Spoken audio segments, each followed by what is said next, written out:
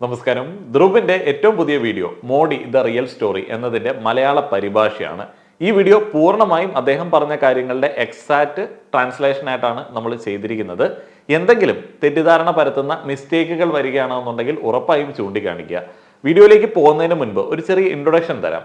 ഇന്ത്യയിൽ ഏതൊരു സാധനം മാർക്കറ്റ് ചെയ്യുന്ന സമയത്തും കൂടുതലായിട്ട് ബ്രാൻഡ് സ്റ്റോറികൾ കാണാറുണ്ട്. ബ്രാൻഡ് സ്റ്റോറികൾ എന്ന് പറയുന്നത് ഒരു ബ്രാൻഡ് എന്തിന് ഉണ്ടായി, അല്ലെങ്കിൽ ഒരു പ്രൊഡക്റ്റ് എന്തിനു മാർക്കറ്റ് ചെയ്യുന്നു. പലപ്പോഴും ഇന്ത്യയിൽ ഒരു പ്രൊഡക്റ്റോ അല്ലെങ്കിൽ ഒരു ബ്രാൻഡോ ചില കാര്യങ്ങൾ മാർക്കറ്റ് ചെയ്യുന്ന സമയത്ത് അവരുടെ അഡ്വർടൈസിങ്ങിൽ കൂടുതലായിട്ടും ഉണ്ടാവുന്നത് ഞങ്ങളിത് വെറും മനുഷ്യത്വത്തിന് വേണ്ടി ചെയ്യുന്നതാണ്, ഇത് ലാഭത്തിന് വേണ്ടി ചെയ്യുന്നതല്ല. ഞങ്ങളുടെ മുതുമുത്തച്ഛന്മാർ കണ്ടെത്തിയ ഒരു ഫോർമുല ജനങ്ങളുടെ നന്മയ്ക്ക് വേണ്ടി ഞങ്ങൾ കൊടുക്കുകയാണ്. നിങ്ങൾക്ക് സേവനം നൽകാൻ വേണ്ടി തെരഞ്ഞെടുക്കപ്പെട്ട ആളുകളാണ് ഞങ്ങൾ തിരഞ്ഞെടുത്തത് ദൈവത്തിനാലാണ് എന്നുകൂടെ ചേർക്കുന്ന കമ്പനികളുണ്ട്, ബ്രാൻഡുകളുണ്ട്, അത്തരത്തിലുള്ള ബ്രാൻഡ് സ്റ്റോറികളുണ്ട്. ഇന്ത്യയിൽ വാർത്തകളിൽ നിറഞ്ഞു നിൽക്കുന്ന ഒരു 100 ആളുകളെ എടുത്തു നോക്കിക്കഴിഞ്ഞാൽ അതിനകത്ത് ഒരു 10% ആളുകളെങ്കിലും ഇത്തരത്തിൽ ബ്രാൻഡ് സ്റ്റോറികൾ ഫേക്കായിട്ട് നിർമ്മിച്ച് അതുവഴി മാർക്കറ്റിൽ ഇടം നേടിയ ആളുകളായിരിക്കും. അത്തരത്തിൽ സ്വയം മാർക്കറ്റ് ചെയ്യുന്ന ആളുകളുണ്ട്. ആൾ ദൈവങ്ങൾക്ക് വലിയ സ്വീകാര്യത ഉള്ളത് ഇത്തരത്തിൽ ബ്രാൻഡ് സ്റ്റോറികൾ അടിച്ചിറക്കാൻ കഴിവുള്ളതുകൊണ്ടും അത് വിശ്വസിക്കുന്ന ആളുകൾ ഉള്ളതുകൊണ്ടാണ്. ഓഷോ രജനീഷും സദ്ഗുരുവും അമൃതാനന്ദമയൊക്കെ ഇത്തരത്തിൽ ബ്രാൻഡ് സ്റ്റോറികൾ സ്വന്തമായുള്ള ആളുകളാണ്. ഇന്ത്യയിലുള്ള ആളുകളുടെ ബലഹീനതകളെ, ഇന്ത്യൻ സാഹചര്യങ്ങളെ മനസ്സിലാക്കി ഇതേ മാർക്കറ്റിംഗ് രീതി രാഷ്ട്രീയത്തിൽ പ്രയോഗിച്ച് വിജയിച്ച വ്യക്തിയാണ് ശ്രീ നരേന്ദ്രമോദി. അദ്ദേഹത്തെ കുറിച്ചിട്ടുള്ള കഥയാണ് ധ്രുവ് ഏറ്റവും പുതിയ വീഡിയോയിൽ പറയുന്നത്. ആ ഒരു കഥയുടെ ട്രാൻസ്ലേഷനിലേക്ക് പോവാം. മോഡി പറയുന്നു താൻ ഒരു ഫക്കീറാണെന്ന്, അതായത് യാചകൻ. വളരെ കുറഞ്ഞ തുകയിൽ അദ്ദേഹത്തിന് ജീവിക്കാൻ സാധിക്കും. എന്നാൽ 1,40,000 രൂപയുടെ സൺഗ്ലാസ് ധരിച്ച് 12 കോടിയുടെ മെഴ്സിഡസിൽ ചുറ്റുന്ന ഒരു യാചകനെ നിങ്ങൾ ലോകത്ത് എവിടെയെങ്കിലും കണ്ടിട്ടുണ്ടോ? ചാരിറ്റിയായി ലഭിച്ചത് വെച്ച് അദ്ദേഹം വിദേശ പര്യടനം നടത്തുന്നു. ഡിജിറ്റൽ ക്യാമറ പുറത്തിറങ്ങുന്നതിന് മുന്നേ തന്നെ ഡിജിറ്റൽ ക്യാമറ കൈവശപ്പെടുത്തുന്നു.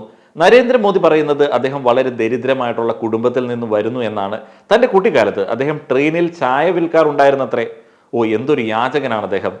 അദ്ദേഹം ചിലരുടെ ദൈവമാണ്, ആരാധനാ പുരുഷനാണ്. സുഹൃത്തുക്കളെ, അവരുടെ വിദ്വേഷപരമായ അജണ്ട മുന്നോട്ട് കൊണ്ടുപോകാൻ അവർ നമ്മുടെ ഹിന്ദു മതത്തെ വളച്ചൊടിക്കുകയായിരുന്നു എന്നതാണ് സത്യം. കാൺപൂരിൽ BJP പ്രവർത്തകൻ മംഗൾ വാജ്പേയിയുമായി സംസാരിക്കുകയായിരുന്നു മാധ്യമ പ്രവർത്തകൻ അനിൽ യാദവ്. മംഗൾ ഒരു ലോഡറായി വർക്ക് ചെയ്യുന്നു. കൂടാതെ അദ്ദേഹം BJP MLA മഹേഷ് ത്രിവേദിയുടെ വോളണ്ടിയർ ആണ്.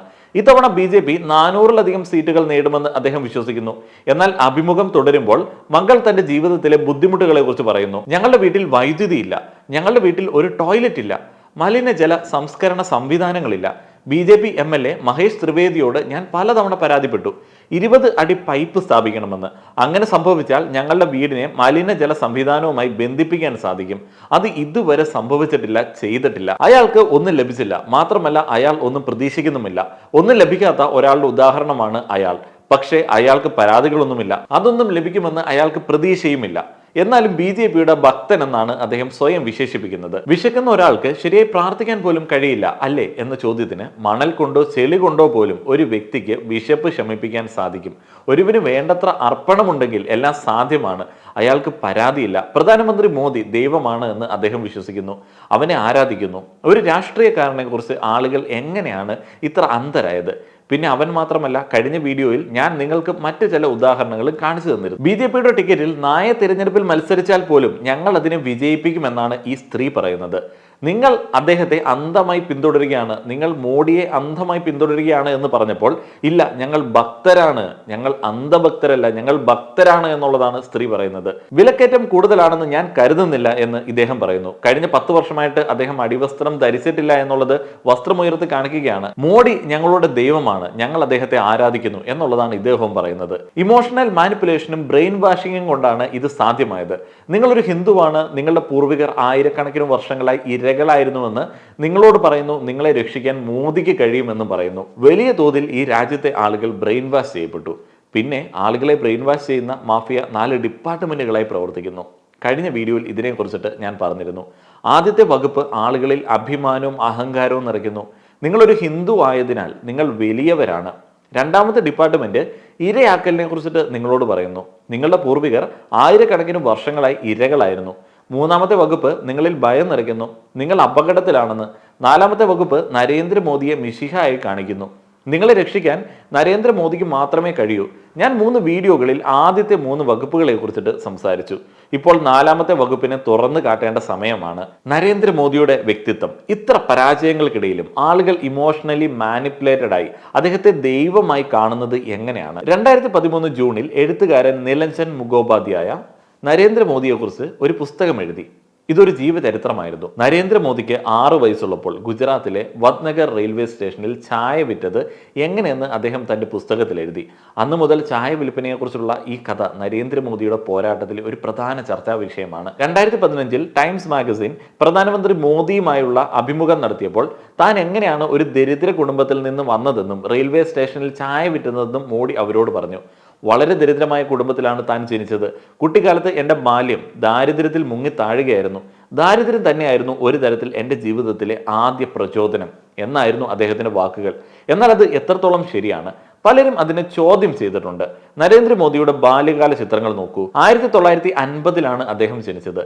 പാവപ്പെട്ട കുടുംബത്തിൽ ജനിച്ച ഏതെങ്കിലും കുട്ടിക്ക് ഇത്തരം വസ്ത്രങ്ങൾ ഉണ്ടായിരുന്നു? 1994 ഒരു ഇടത്തരം കുടുംബത്തിൽ ജനിച്ച എനിക്ക് പോലും ഇത്തരത്തിൽ സ്യൂട്ട് ധരിച്ച ചിത്രങ്ങളൊന്നും ബാല്യകാലത്ത് ഉണ്ടായിരുന്നില്ല.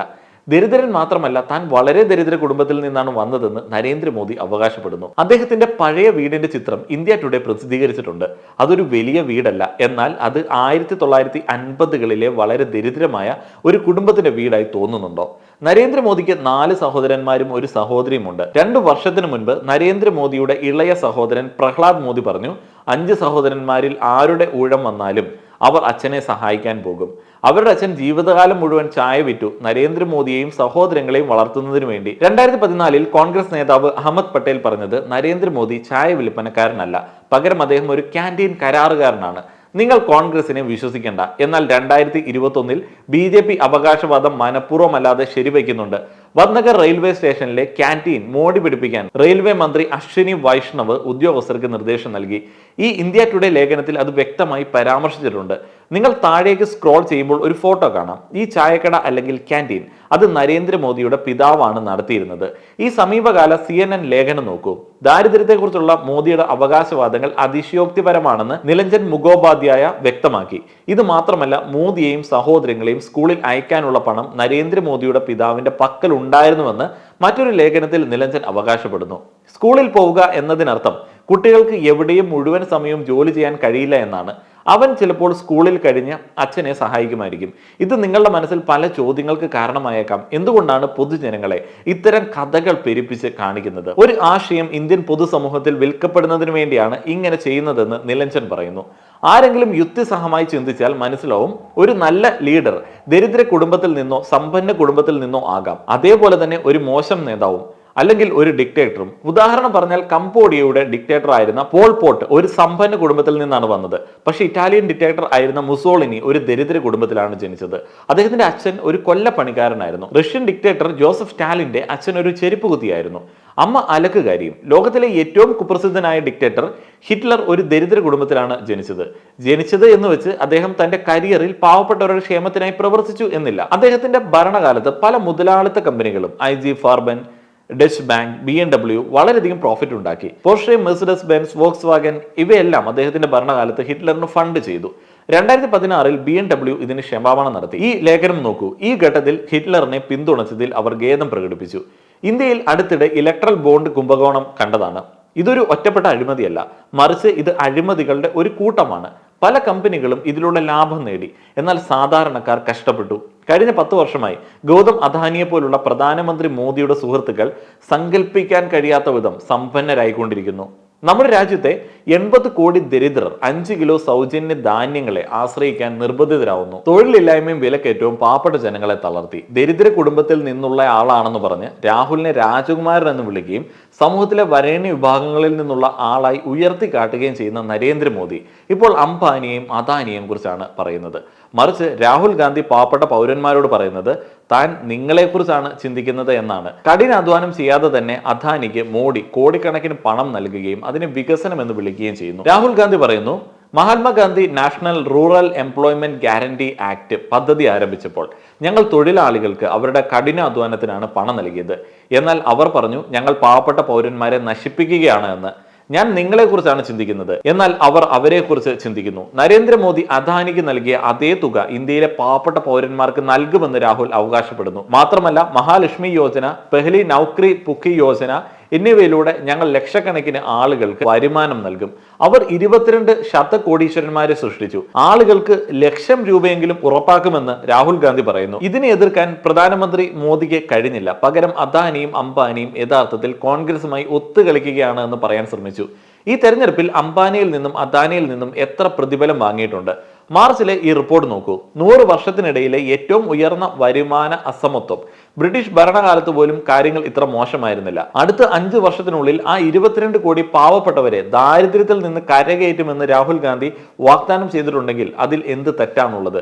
80 കോടി ജനങ്ങൾക്ക് 5 കിലോ സൗജന്യ റേഷൻ പദ്ധതി അടുത്ത 5 വർഷത്തേക്ക് നീട്ടി. പക്ഷേ തൊഴിൽ പദ്ധതികളെ കുറിച്ചോ പണപ്പെരുപ്പം എങ്ങനെ നിയന്ത്രിക്കും എന്നതിനെ കുറിച്ചോ ദാരിദ്ര്യം എങ്ങനെ ഇല്ലാതാക്കും എന്നതിനെ കുറിച്ചോ അവർ സംസാരിച്ചിട്ടില്ല. 2020 ഫെബ്രുവരിയിൽ ഗുജറാത്തിൽ നമസ്തേ ട്രംപ് പരിപാടിയിൽ എന്താണ് നടന്നത്? ദാരിദ്ര്യത്തെയും പാവപ്പെട്ടവരെയും മറയ്ക്കാൻ 1600 അടി നീളമുള്ള മതിൽ നിർമ്മിച്ചു.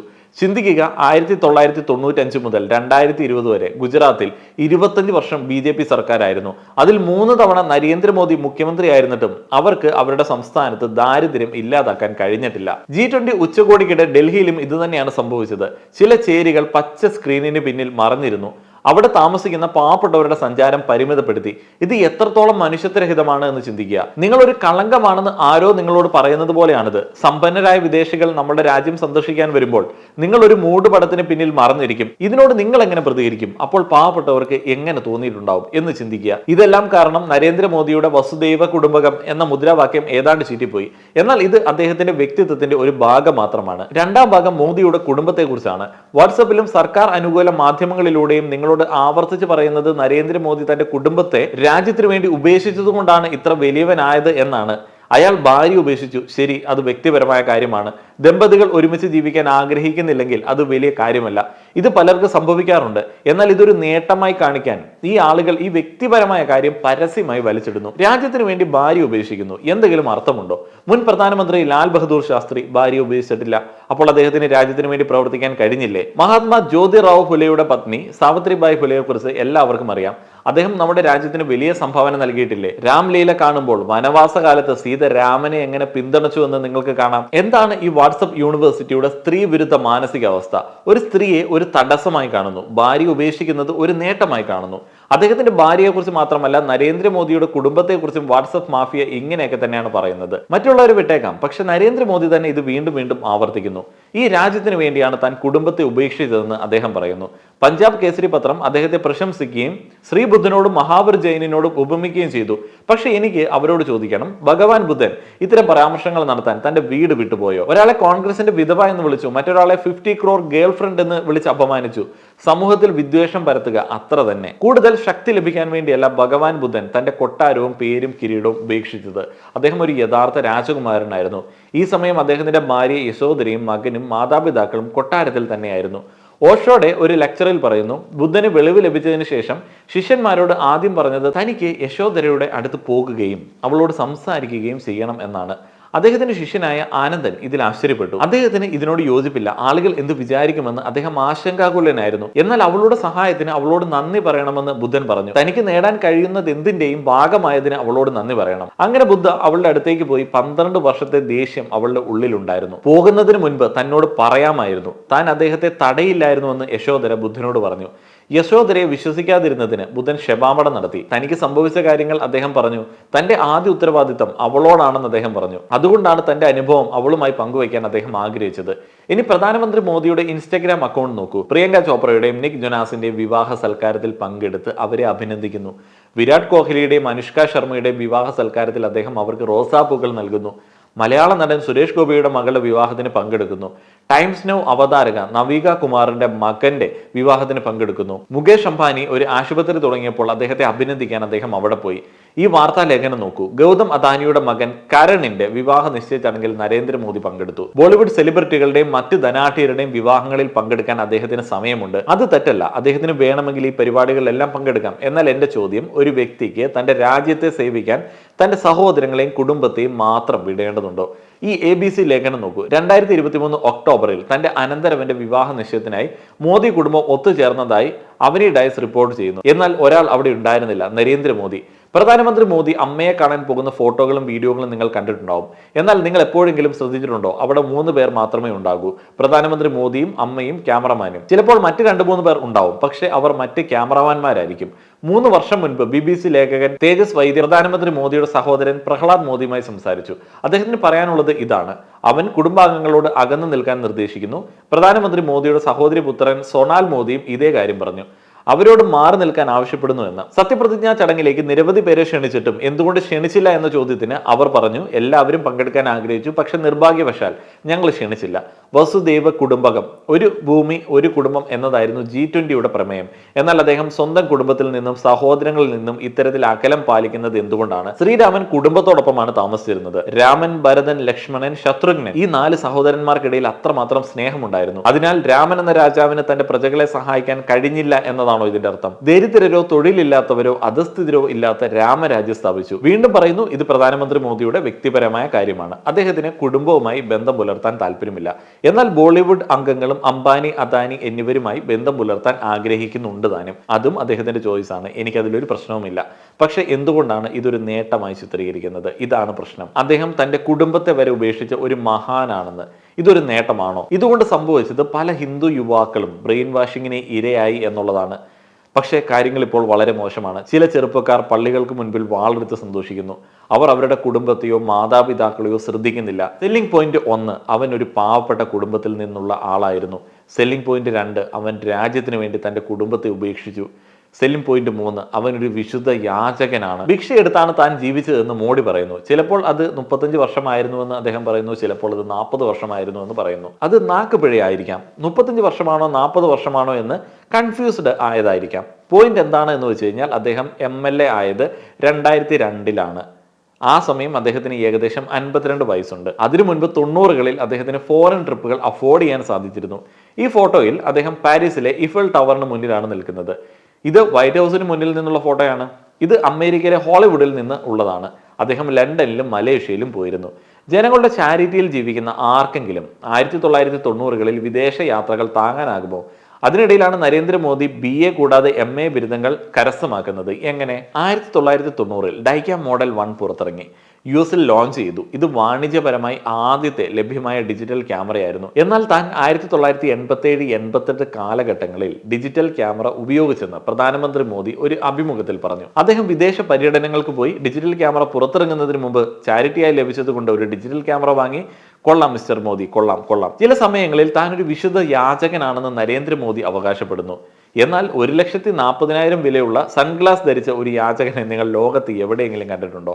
നോട്ട് അസാധുവാക്കൽ സമയത്ത് അദ്ദേഹത്തിന്റെ പ്രായമായ അമ്മ വരിയിൽ നിൽക്കുമ്പോൾ അദ്ദേഹം 12 കോടിയുടെ മെർസിഡസിൽ പോകുന്നു. ഒരു വശത്ത് ശാസ്ത്രിയെ പോലുള്ള ഒരു പ്രധാനമന്ത്രിയെ നമ്മുടെ രാജ്യം വീണ്ടും കണ്ടു എന്ന് പറയുന്നു. എന്നാൽ ഈ ഫോട്ടോകൾ നോക്കൂ. പ്രധാനമന്ത്രി മോദിയുടെ അമേരിക്കൻ സന്ദർശനത്തിൽ ഒരു ദിവസം 4 തവണ അദ്ദേഹം വസ്ത്രങ്ങൾ മാറ്റി. ദ പ്രിന്റിൽ നിന്നുള്ള ഈ ലേഖനം നോക്കൂ. ഉത്തരാഖണ്ഡിലേക്കും ഹിമാചലിലേക്കും യാത്ര ചെയ്യുമ്പോൾ 8 മണിക്കൂറിനുള്ളിൽ 4 തവണയാണ് മോദി വസ്ത്രം മാറ്റിയത്. ടൈംസ് ഓഫ് ഇന്ത്യയിൽ നിന്നുള്ള ഈ ലേഖനം നോക്കൂ. പ്രധാനമന്ത്രി മോദി ഗംഗാ നദിയിൽ പ്രാർത്ഥനയ്ക്കായി പോയപ്പോൾ വസ്ത്രങ്ങൾ മാറ്റിക്കൊണ്ടേയിരുന്നു. ഹുബളി ടൈംസ് അദ്ദേഹത്തിന്റെ ഫാൻസി വസ്ത്രശേഖരങ്ങളുടെ ഒരു കൊളാഷ് സൃഷ്ടിച്ചു. ഇന്ത്യ ടുഡേ ഒരു ലേഖനത്തിൽ അദ്ദേഹത്തിന്റെ 22 ശിരോവസ്ത്രങ്ങളുടെ ശേഖരം കാണിച്ചു. ഇന്ത്യൻ എക്സ്പ്രസിൽ നിന്നുള്ള ഒരു കൊളാഷ് നോക്കൂ. ഒരു യാചകൻ എന്ന രീതിയിൽ ആളുകളെ ആകർഷിക്കുന്നില്ലെങ്കിൽ അവനെ ദൈവത്തിന്റെ അവതാരമാക്കി മാറ്റുക എന്നതാണ്. 1ഉം 2ഉം തവണയല്ല. നിരവധി രാഷ്ട്രീയക്കാരാണ് മോദിയെ ദൈവത്തോട് ഉപമിച്ചത്. നമ്മുടെ ബഹുമാനപ്പെട്ട പ്രധാനമന്ത്രി ദൈവത്തിന്റെ അവതാരമാണ്. ശ്രീരാമൻ പ്രധാനമന്ത്രി മോദിയായി ജനിച്ചിരിക്കുന്നു.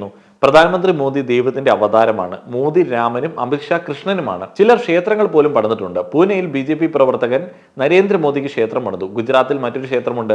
ഒന്ന് തമിഴ്നാട്ടിലും. ഇത് എന്ത് വിഡ്ഢിത്തരമാണ്! ദൈവവുമായി താരതമ്യപ്പെടുത്തുന്ന ഒരേ ഒരു രാഷ്ട്രീയക്കാരനല്ല അദ്ദേഹം. ഒരു ഘട്ടത്തിൽ ചില ആളുകൾ ഹിറ്റ്ലറിനെ യേശുവിനോട് താരതമ്യപ്പെടുത്തി. ഹിറ്റ്ലറിന്റെ രാഷ്ട്രീയത്തിലേക്കുള്ള പ്രവേശനം യേശുവിന്റെ പുനരുദ്ധാനത്തോട് ഉപമിച്ചു. എന്നാൽ യേശു സമാധാനത്തിന്റെ പ്രതീകമായതിനാൽ അത് എങ്ങനെ പ്രാവർത്തികമാകും എന്നതിനെക്കുറിച്ച് അവർ ആശയക്കുഴപ്പത്തിലായിരുന്നു. ക്രൂശിക്കപ്പെട്ടപ്പോഴും മറ്റുള്ളവരോട് വെറുപ്പ് തോന്നിയിരുന്നില്ല. അവരോട് ക്ഷമിക്കാൻ അവൻ ദൈവത്തോട് അപേക്ഷിച്ചു. ഹിറ്റ്ലർ വിദ്വേഷം കൈകാര്യം ചെയ്യുന്നു. അങ്ങനെയെങ്കിൽ കൂടുതൽ വിദ്വേഷം പടർത്താൻ അവർക്ക് എങ്ങനെ യേശുവിനെ ഉപയോഗിക്കാനാകും? ഇതിനായി ഹിറ്റ്ലറും നാസികളും ഈ ബൈബിൾ മാറ്റി. ഞാൻ കളിയാക്കുകയല്ല, അദ്ദേഹത്തിന്റെ ഭരണകാലത്ത് ബൈബിളിലെ ചില ഭാഗങ്ങൾ ഒഴിവാക്കി. ജ്യൂസിനോട് പോരാടുന്ന യേശുവിനെ ഒരു പോരാളിയായി കാണിക്കാൻ വളച്ചൊടിച്ച രീതിയിൽ അതിനെ ചിത്രീകരിച്ചു. അതേപോലെ BJPയിൽ നിന്നുള്ള ആളുകൾ നരേന്ദ്രമോദിയെ ദൈവമായി വിശേഷിപ്പിക്കുന്നു. മോദിയെ ദൈവമായി വിശേഷിപ്പിക്കുന്ന സമയത്തും ഇതേ പ്രശ്നമാണ് ഉയർന്നു വരുന്നത്. നരേന്ദ്രമോദി വിദ്വേഷം പരത്തുന്നു. എന്നാൽ ശ്രീരാമന്റെ മുഖത്ത് സൗമ്യതയും ദയയും സഹാനുഭൂതിയും കാണാം. രാജാ രവിവർമ്മയുടെ ഐക്കണിക് പെയിന്റിംഗ് നോക്കൂ, രാം ദർബാർ. നമ്മുടെ രാജ്യത്തെ ദശലക്ഷക്കണക്കിന് വീടുകളിൽ ഇത് ആരാധിക്കപ്പെടുന്നു. ഈ പ്രശ്നത്തിന് പരിഹാരം കണ്ടെത്താൻ അവരുടെ ആളുകൾ രാമന് രൂപമാറ്റം വരുത്തി. കഴിഞ്ഞ കുറച്ച് വർഷങ്ങളായി കോപാകുലനായ ഹനുമാന്റെയും കോപാകുലനായ രാമന്റെയും പ്രതിരൂപം നിങ്ങൾ കണ്ടിട്ടുണ്ടാവും. ഇതാണ് യഥാർത്ഥ ശ്രീരാമൻ എന്ന് കാണിക്കാൻ ഈ സ്റ്റിക്കറുകൾ വാഹനങ്ങളിൽ പതിച്ചുകൊണ്ട് സംഘികൾ നടക്കുന്നു. അവർ ദൈവത്തിന്റെ സ്വഭാവം മാറ്റി. രാമായണത്തിൽ മുസ്ലിങ്ങളെ കുറിച്ച് പരാമർശമില്ല. എന്നാൽ ഈ ആളുകൾ വിദ്വേഷം നിറഞ്ഞ അജണ്ടയ്ക്കായി രാമായണത്തെ വളച്ചൊടിച്ചു. 2016 ഒരു BJP MP പറഞ്ഞത് മുസ്ലിങ്ങൾ രാവണന്റെ സന്തതികളാണെന്നാണ്. വാട്സപ്പ് മാഫിയ നമ്മുടെ ഹിന്ദു ഗ്രന്ഥങ്ങളിൽ തെറ്റായ ഉദ്ധരണികൾ തിരുകുന്നു. ഇതൊന്നും വേദങ്ങളിലില്ല, രാമായണത്തിലോ മഹാഭാരതത്തിലോ ഇല്ല. അവർ തങ്ങളുടെ അജണ്ട ഇതിലേക്ക് കുത്തി നിറയ്ക്കുന്നു. അക്രമമാണ് പരമപ്രധാനമായിട്ടുള്ള കടമ എന്ന് എഴുതി വെക്കുന്നു. എന്താണ് ഈ കേന്ദ്രീകൃത ഗൂഢാലോചന വിഭാഗം, സെൻട്രലൈസ്ഡ് കോൺസ്പിറസി യൂണിറ്റ്? അവരാണ് ഇത്തരത്തിൽ ഗൂഢാലോചന നടത്തുന്നത്. ഗ്രന്ഥങ്ങളിൽ പോലും പരാമർശിക്കാത്ത കാര്യങ്ങൾ സംസ്കൃതത്തിൽ എഴുതി വാട്സപ്പിലൂടെയും മറ്റ് പ്ലാറ്റ്ഫോമുകളിലൂടെയും എല്ലായിടത്തും പ്രചരിപ്പിക്കുക എന്നുള്ളതാണ് ഇവരുടെ ദൗത്യം. സത്യം എന്താണ് എന്ന് വെച്ച് കഴിഞ്ഞാൽ ഈ ആളുകൾ അവരുടെ വിദ്വേഷത്തിന്റെ അജണ്ടയ്ക്കായി നമ്മുടെ ഹിന്ദു മതത്തെ വളച്ചൊടിക്കാൻ തുടങ്ങിയിരിക്കുന്നു. എന്നാൽ ഇപ്പോൾ പല ഹിന്ദുക്കളും അവരുടെ അജണ്ട മനസ്സിലാക്കിയിട്ടുണ്ട്. അതുകൊണ്ടാണ് ഈ BJP പ്രവർത്തകർ മോഡിയെ അവതാര നിലവാരത്തിൽ നിന്ന് താഴെ ഇറക്കാൻ തീരുമാനിച്ചതും ശക്തിമാനായി ചിത്രീകരിക്കുന്നതും. അവരുടെ IT സെൽ വാട്സപ്പിൽ രാഹുൽ ഗാന്ധിയെ ഒരു കഴിവുകെട്ട പപ്പുവായി കാണിക്കുന്നു. രാഹുൽ ഗാന്ധിക്ക് ഒന്നും മനസ്സിലാകുന്നില്ല എന്ന രീതിയിൽ ക്ലിപ്പുകൾ എഡിറ്റ് ചെയ്തിറക്കുന്നു. കഴിഞ്ഞ 10 വർഷത്തിനിടെ ഒരു വാർത്താ സമ്മേളനം പോലും മോദി നടത്തിയിട്ടില്ല എന്നതാണ് സത്യം. സ്ക്രിപ്റ്റ് ഇല്ലാത്ത അഭിമുഖങ്ങളൊന്നും നൽകിയിട്ടില്ല. അതേസമയം ഡൽഹി യൂണിവേഴ്സിറ്റി മുതൽ ഹാർവാർഡ് യൂണിവേഴ്സിറ്റി വരെയുള്ള സ്ഥലങ്ങളിൽ രാഹുൽ ഗാന്ധി പ്രഭാഷണങ്ങൾ നടത്തി. ആളുകളുമായി നിരവധി ലിഖിതരഹിത ഇടപെടലുകൾ നടത്തി. അദ്ദേഹം വിചിത്രമായ കാര്യങ്ങൾ പറയുന്ന ചില രസകരമായ ക്ലിപ്പുകൾ ഉണ്ട് എന്നത് ശരിയാണ്. എന്നാൽ ഇവിടെ പ്രധാനമന്ത്രി മോദിയുടെ രസകരമായ നിരവധി ക്ലിപ്പുകൾ ഉണ്ട് എന്നതാണ് ഞാൻ വ്യക്തമാക്കാൻ ശ്രമിക്കുന്നത്. മറ്റുള്ളവരെ പപ്പു എന്ന് വിളിക്കുന്നതിന് മുൻപ് സ്വന്തം ക്ലിപ്പുകൾ ഒന്ന് കാണേണ്ടതുണ്ട്. ഇപ്പോഴിതാ ഒരു അത്ഭുത അവസരം വന്നിരിക്കുന്നു. നമ്മുടെ സുപ്രീം കോടതിയിലെ മുൻ ജഡ്ജിമാർ രാഹുൽ ഗാന്ധിയെയും നരേന്ദ്രമോദിയെയും ഒറ്റത്തവണ സംവാദത്തിന് ക്ഷണിച്ചു. ഈ ക്ഷണം രാഹുൽ ഗാന്ധി സ്വീകരിച്ചു കഴിഞ്ഞു. എന്നാൽ നരേന്ദ്രമോദി ഇപ്പോഴും മൗനത്തിലാണ്. ഇത് സംഭവിക്കുകയാണെങ്കിൽ നമ്മുടെ രാജ്യത്തിന് കൂടുതൽ അഭികാമ്യമായ ബുദ്ധിശക്തിയും കഴിവുമുള്ള നേതാവ് ആരാണെന്ന് ജനങ്ങൾക്ക് തീരുമാനിക്കാൻ സാധിക്കും. എന്നാൽ ഈ സംവാദത്തിൽ നിന്ന് നരേന്ദ്രമോദി ഒളിച്ചോടുകയോ പ്രതികരിക്കാതിരിക്കുകയോ ചെയ്താൽ ആരാണ് മികച്ചത് എന്നതിന് നിങ്ങൾക്ക് ഉത്തരം ലഭിക്കും. കുട്ടിക്കാലത്ത് ഞാൻ ചിന്തിക്കുമായിരുന്നു, കൊക്കക്കോള പോലുള്ള പാനീയങ്ങൾക്കായി ഇത്രയധികം TV പരസ്യങ്ങൾ വരുന്നത് എന്തുകൊണ്ടാണ്? കൊക്കക്കോളയെ കുറിച്ച് എല്ലാവർക്കും അറിയാമായിരുന്നു. പിന്നീട് മനസ്സിലായി, നിങ്ങളത് കണ്ടിട്ടില്ല എന്നുണ്ടെങ്കിൽ നിങ്ങൾ അതിനെക്കുറിച്ച് ചിന്തിക്കില്ല. അനുബന്ധ തന്ത്രങ്ങളുമുണ്ട്. നിങ്ങൾ എത്രത്തോളം കാഴ്ചയിൽ തുടരുന്നുവോ അത്രയധികം ആളുകൾ നിങ്ങളെക്കുറിച്ച് ചിന്തിക്കും. പത്രങ്ങളിൽ നരേന്ദ്രമോദി, റേഡിയോയിൽ നരേന്ദ്രമോദി, TV ചാനലുകളിൽ നരേന്ദ്രമോദി, ഫേസ്ബുക്കിൽ നരേന്ദ്രമോദി, പെട്രോൾ പമ്പ് ഹോർഡിങ്ങുകളിൽ നരേന്ദ്രമോദി, റോഡുകൾക്ക് അരികിൽ പോസ്റ്ററുകളിലുണ്ട് നരേന്ദ്രമോദി. മോഡിയുടെ മുഖം എല്ലായിടത്തും കാണിക്കാൻ അവർ കോടിക്കണക്കിന് രൂപ ഗൂഗിൾ പരസ്യങ്ങൾക്ക് നൽകിയിട്ടുണ്ട്. എല്ലാ സർക്കാർ പദ്ധതിയുടെയും പരസ്യത്തിൽ മാത്രമല്ല, കോവിഡ് വാക്സിൻ സർട്ടിഫിക്കറ്റിൽ പോലും നരേന്ദ്രമോദി ഉണ്ടായിരുന്നു. അവർ പലയിടത്തും സെൽഫി പോയിന്റുകൾ സ്ഥാപിച്ചിട്ടുണ്ട്. 2022 ഈ റിപ്പോർട്ട് നോക്കൂ. 8 വർഷത്തിനിടെ സർക്കാർ പരസ്യങ്ങൾക്കായി ചെലവഴിച്ചത് 6400 കോടിയിലധികം രൂപയാണ്. ഈ പരസ്യങ്ങൾക്ക് വേണ്ടി സർക്കാർ ഫണ്ട് ഉപയോഗിക്കുന്നുണ്ട്. കൂടാതെ പാർട്ടി ഫണ്ടിൽ നിന്ന് പണം നൽകിയുള്ള പരസ്യങ്ങളും ഉണ്ടായിരുന്നു. കൂടാതെ സർക്കാർ അനുകൂല വാർത്താ അവതാരകരും ഉണ്ടായിരുന്നു. അവർ രാവും പകലും അദ്ദേഹത്തെ ബൂസ്റ്റ് ചെയ്യാൻ വേണ്ടി പണിയെടുത്തുകൊണ്ടിരുന്നു. നരേന്ദ്രമോദി എല്ലായിടത്തും ഉണ്ട്. ജിം മോറിസൺ എന്ന ഗായകനുണ്ടായിരുന്നു. അദ്ദേഹം പറഞ്ഞത് ഇതാണ്.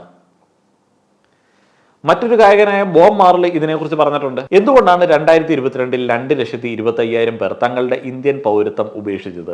മോദി മാജിക് അവസാനിച്ചതിന്റെ ഏറ്റവും വലിയ തെളിവ്. വൻതോതിലുള്ള അഴിമതി ആരോപിക്കപ്പെടുന്ന രാഷ്ട്രീയക്കാരെ BJPക്ക് മറ്റു പാർട്ടികളിൽ നിന്ന് റിക്രൂട്ട് ചെയ്യേണ്ടി വരുന്ന അവസ്ഥ എന്തുകൊണ്ടാണ്? മോദി മാജിക്ക് തുടർന്നിരുന്നുവെങ്കിൽ ഈ വർഷത്തെ തിരഞ്ഞെടുപ്പിൽ വിജയിക്കാൻ മോദിയുടെ പേര് മാത്രം മതിയാകുമായിരുന്നു. അവർക്ക് മറ്റ് പാർട്ടികളിൽ നിന്ന് രാഷ്ട്രീയക്കാരെ റിക്രൂട്ട് ചെയ്യേണ്ട ആവശ്യം വരില്ലായിരുന്നു. അവർക്ക് കള്ളം പറയുകയോ ഭയവും വിദ്വേഷവും പ്രചരിപ്പിക്കുകയോ ചെയ്യേണ്ട ആവശ്യമുണ്ടായിരുന്നില്ല. വാട്സപ്പ് മാഫിയ കാണിക്കുന്ന നരേന്ദ്രമോദിയുടെ ഒരു വശമാണ് ഈ ഒരു വീഡിയോയിൽ ഞാൻ കാണിച്ചത്.